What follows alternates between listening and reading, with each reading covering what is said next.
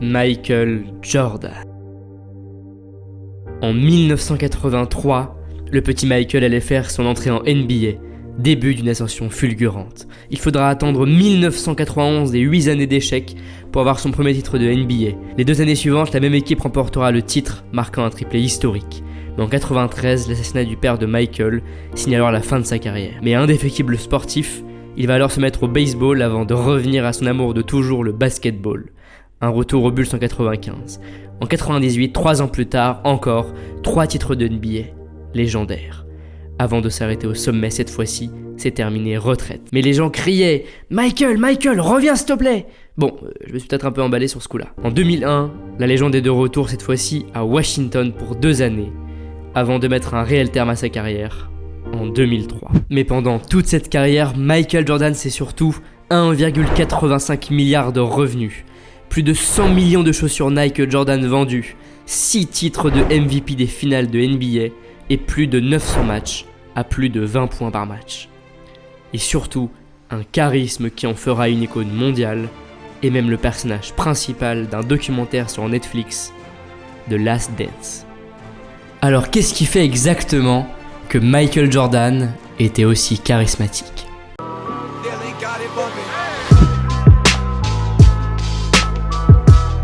La première chose évidemment, c'est la cohérence entre ses paroles et ses actes. Il faut bien comprendre que Michael Jordan, c'est une des rares personnes qui passe son temps à prôner la force du travail, la réussite après les échecs, en les ayant éprouvés lui-même. On est bien loin de ces paroles creuses qu'on verrait sur les comptes comme Objectif Millionnaire ou encore dans plein d'interviews de développement personnel.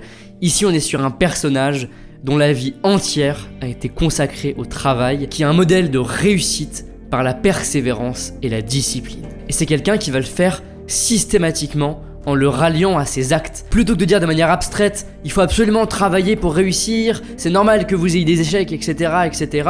C'est bien beau de dire ça, non. Michael Jordan, il part de ses échecs, il part de son vécu pour ensuite, non pas donner des leçons, mais des conseils et des retours d'expérience. I've missed more than 9,000 shots in my career. I've lost almost 300 games. 26 times I've been trusted to take the game-winning shot and missed. I've failed over and over and over again in my life. And that is why I succeed. Bien loin d'un personnage moralisateur, on est sur un personnage qui est là pour inspirer par sa réussite et son vécu. Dans chaque interview, c'est la première chose qui revient. Michael Jordan's the only player that could ever turn it on and off.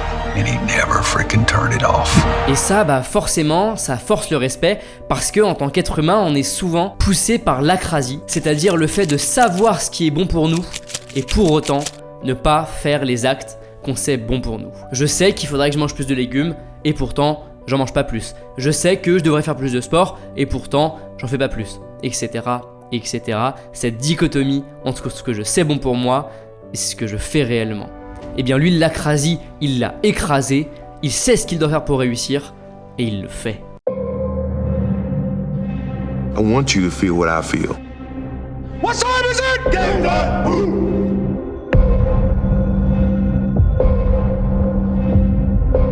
I want you to feel the tears that I felt when I won the first one.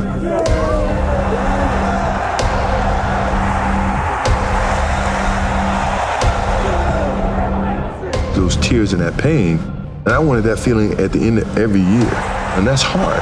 Et donc en rhétorique, ça va amener ce qu'on appelle un ethos fort. L'ethos, c'est la crédibilité qu'on va inspirer, et lui, sa crédibilité, il l'a acquise automatiquement par son palmarès, par ses réussites. Et donc quand il parle de travail, quand il parle de réussite, on n'a pas d'autre choix que de l'écouter.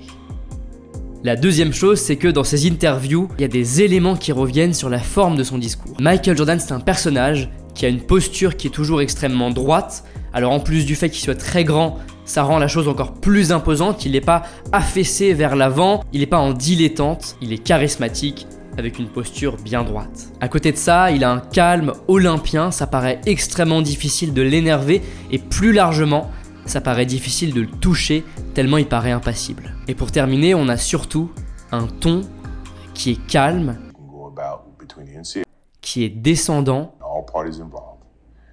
qui est extrêmement affirmatif et définitif, Now, at the age of 18 or 19, et surtout, il va avoir parfois une tendance, lorsqu'il veut inspirer ce charisme, à faire des réponses laconiques, des réponses très courtes, Finish up as soon as you can. 5 weeks. What kind of degree did you get? Geography. Yeah. comme si ses paroles valaient aussi cher que ses contrats, c'est-à-dire de l'or. Alors pour terminer, troisième point, ce qui fait réellement tout le sel du charisme de Michael Jordan, c'est sa capacité à alterner entre deux personnages, entre deux alter ego. Le premier, c'est un Michael Jordan, pour le coup charismatique, en posture de leader, qui est extrêmement dur, qui paraît intraitable, avec une impression que absolument aucun élément extérieur ne peut l'influencer ou lui faire déclencher une quelconque émotion. Son visage ne laisse rien transparaître, à tel point qu'il faisait parfois même peur, tellement il était intraitable. People were afraid of him. We were his teammates and we were afraid of him. And there was just fear. That's not what I do it to you. I didn't do it to you. Et c'est ça en réalité le charisme, c'est sa capacité à ne pas être influencé par les éléments extérieurs et au contraire, soi-même à influencer son environnement.